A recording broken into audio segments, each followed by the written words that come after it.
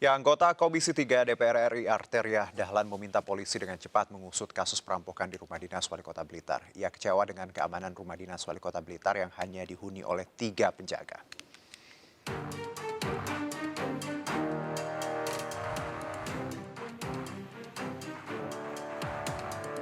Perampokan yang terjadi di rumah dinas Wali Kota Blitar pada Senin dini hari kemarin mendapat perhatian khusus dari Dewan Perwakilan Rakyat Republik Indonesia. Arteria Dahlan dari Komisi 3 DPR RI bahkan datang secara khusus ke rumah dinas Wali Kota Blitar tersebut usai mendapat kabar perampokan. Dari hasil kunjungannya, Arteria menilai jika penjagaan di rumah dinas tersebut terbilang minim. Diketahui sebelumnya pada saat kejadian perampokan, hanya ada 3 penjaga dari jajaran Satpol PP yang bertugas. Arteria mengaku heran lantaran rumah dinas tersebut relatif besar dan luas. Menurutnya, seharusnya rumah tersebut mendapat pengamanan yang lebih besar. Politisi PDI Perjuangan ini bahkan mengkritisi pintu gerbang rumah dinas yang tidak dikunci. Ia pun meminta pada pihak kepolisian untuk cepat mengungkap kasus ini agar tidak menjadi polemik di masyarakat. Tentunya bagi saya pribadi ini harus menjadikan catatan. Makanya kami langsung datang ke sini dan kita sampai saat ini masih mempercayakan penuh kepada teman-teman kepolisian, teman-teman Polda Jatim untuk menanganinya. Hingga kini Wali Kota Blitar Santoso dan istrinya belum bersedia ditemui dan dimintai keterangan. Hingga hari ini polisi masih berjaga di rumah dinas Wali Kota Blitar. Sementara itu Senin kemarin di Reskrimum Polda Jawa Timur dan Satreskrim Polres Blitar Kota telah menggelar olah tempat kejadian perkara di rumah dinas Wali Kota Blitar pasca perampokan. Diketahui akibat perampokan ini, kerugian yang dialami Wali Kota Blitar ditaksir mencapai 400 juta rupiah. Sejumlah perhiasan milik sang istri juga ikut digasak pelaku. Dari Blitar, Jawa Timur, Robi Ridwan, iNews melaporkan. Ya, masih bergabung bersama kami Baradona, kriminolog UNR, dan juga Ibtu Ahmad Rohan, Kasih Humas Polres Blitar Kota, Bang Bara dan Ibtu Rahman. Baik, saya mungkin ke Ibtu dulu terlebih dahulu. Ibtu, kalau kita lihat penjagaan di sini yang banyak dikritisi bahwa hanya ada 3 Satpol PP untuk sebuah rumah dinas yang cukup luas seperti itu.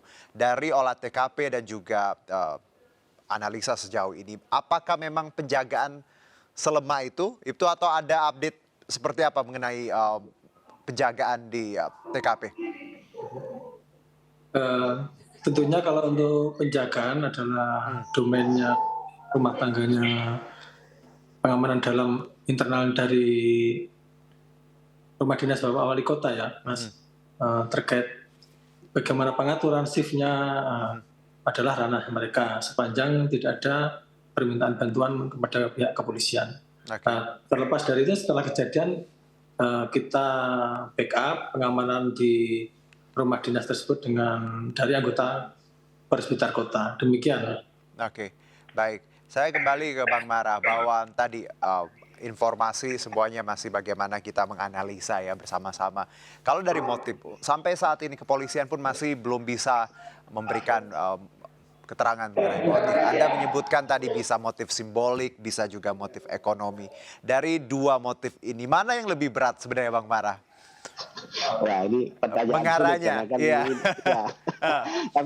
Tapi sebenarnya begini, ini kan tadi sudah saya sampaikan, ini kan sebenarnya high profile crime gitu. Baik. Ketika kita bicara high profile crime, ini tantangan nih sebenarnya untuk kepolisian begitu, untuk segera menyelesaikan. Tadi betul yang disampaikan anggota DPR tadi, karena apa? Ini jangan sampai kemudian menjadi polemik di masyarakat. Jadi kemudian masyarakat menjadi bola liar, bikin kesimpulan sendiri dan seterusnya. Tapi yang ingin kita lihat adalah karena ini high profile crime, pastilah motivasinya itu tidak hanya sekedar biasa-biasa saja. Ada resiko yang besar di sini. Nah, resiko besar itu apakah sepadan dengan apa yang ingin dicapai? Kalau value simbolik atau apapun, nah inilah yang harus segera dijawab dalam dengan kata proses lain, Bang Mara, penyidikan. bahwa ini tidak semata-mata motif ekonomi seperti motif perampokan biasa, ada ya item simbolik tadi. Ya, karena apapun ini kan simbol negara begitu ya kan. Okay. Kalau sampai kemudian ini tidak segera terkuak kan. Di satu sisi kita akan mempertanyakan, waduh, setelah pejabat negara aja keamanannya seperti itu, bagaimana dengan rakyat biasa kan begitu. Oke. Jadi ini menjadi penting untuk kemudian masyarakat segera tahu begitu dari hasil olah TKP itu sebenarnya apa? Karena dalam memecahkan misteri di seputar kejahatan itu kan dua hal yang penting ya, Baik. pattern sama motivasi, modus operandi sama motivasi. Itu yang harus segera dijelaskan ke publik begitu ya. Baik. Ibtu Ahmad, bahwa tadi kemungkinan tadi ada motivasi selain ekonomi ya, selain perampokan biasa, ada simbolik tadi. Apakah pihak kepolisian juga mempertimbangkan hal ini? Tentunya semua masukan maupun informasi petunjuk akan kita dalami, Mas. Mau itu dari praktisi ataupun Baik. dari masukan dari rekan-rekan netizen ini kan banyak juga, itu sebagai catatan juga. Baik. Jadi, tetap kita melangkah berdasarkan dari fakta-fakta yang ada di TKP maupun keterangan saksi-saksi yang sudah kita lakukan pemeriksaan. Baik, Ibtu, kalau kita lihat bagaimana pelaku tadi merusak CCTV, hanya melumpuhkan 3 orang penjaga Satpol PP seperti itu. Apakah ada kemungkinan Ibtu bahwa mereka juga sudah membaca sebenarnya atau mengenal lokasi atau dari informasi yang sejauh ini seperti apa?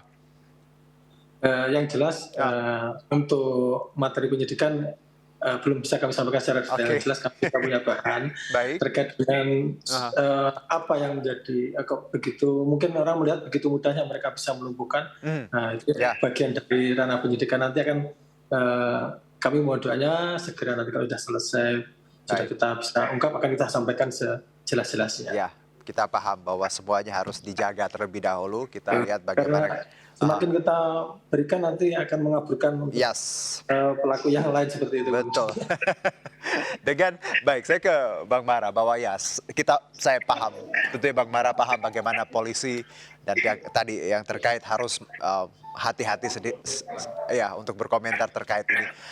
Kalau sejauh ini, kalau kita lihat juga hanya melukai korban Bang Mara ya, tidak sampai membunuh seperti itu dengan tadi mengambil sejumlah barang berharga. Bagaimana Anda melihat motivasi pelaku yang apakah memang hanya melukai, tidak berani melukai, atau memang tujuannya memang tadi hanya menggertak lalu mengambil barang berharga dan pergi? Kalau dari Anda? Ya, ya. Tadi saya sampaikan ya, dalam konteks atraktif target itu kan ada yang namanya inersia sama visibility. Inersia itu kan dikatakan hambatan. Kalau kita lihat ya, ini kan reka-reka begitu ya.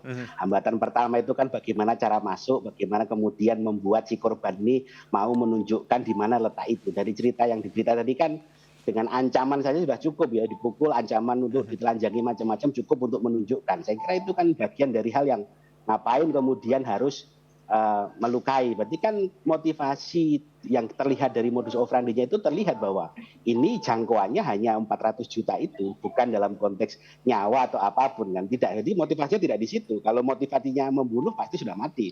Kalau penganiayaan berat pasti ya luka-luka. Sebenarnya ini kan, nah itu tadi ya, value sama simbolik ini kan harus kemudian ditemukan. Ini sebenarnya hanya sekedar ansih faktor ekonomi itu saja 400 juta dan lain-lain itu, atau sekedar simbolik bahwa ini loh suatu bentuk statement begitu ya, bahwa Anda bisa menjadi korban ya, begitu itu menjadi menarik.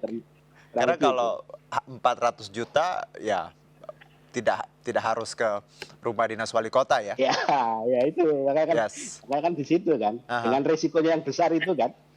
Oke, jadi motif simbolik ini juga harus jadi bahan pertimbangan kita bersama, karena kita tahu ya ini juga tadi Anda menyebutkan di awal, kalau orang penting aja, pejabat aja bisa dirampok, bagaimana orang sipil ya, Bang Maraya. Nah, saya mungkin terakhir ke Ibtu, ya kita sadar bahwa tadi banyak sekali hal yang memang harus digali dan tidak semua juga bisa kita publish ke masyarakat terkait ini, tapi luar biasa kami apresiasi kinerja kepolisian dan pihak terkait.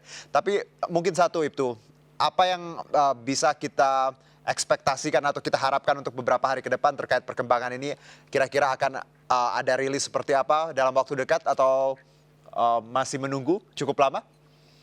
Yang pasti kita tetap bekerja keras ini, Mas. Kita mohon dukungan dan doanya dalam waktu dekat, semoga segera bisa kita ungkap. Jelas komitmen harus mengungkap kasus ini secepatnya karena memang menjadi atensi nasional.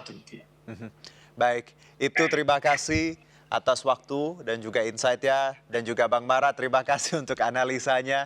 Kita doakan kasus ini segera terungkap biar tadi masyarakat semakin merasa aman ya dengan beraktivitas, dan ya kita tidak ingin hal-hal serupa bisa terjadi terhadap siapapun di tanah air. Terima kasih itu dan juga Bang Bara. Baik, Salam terima sehat, kasih. selamat sore.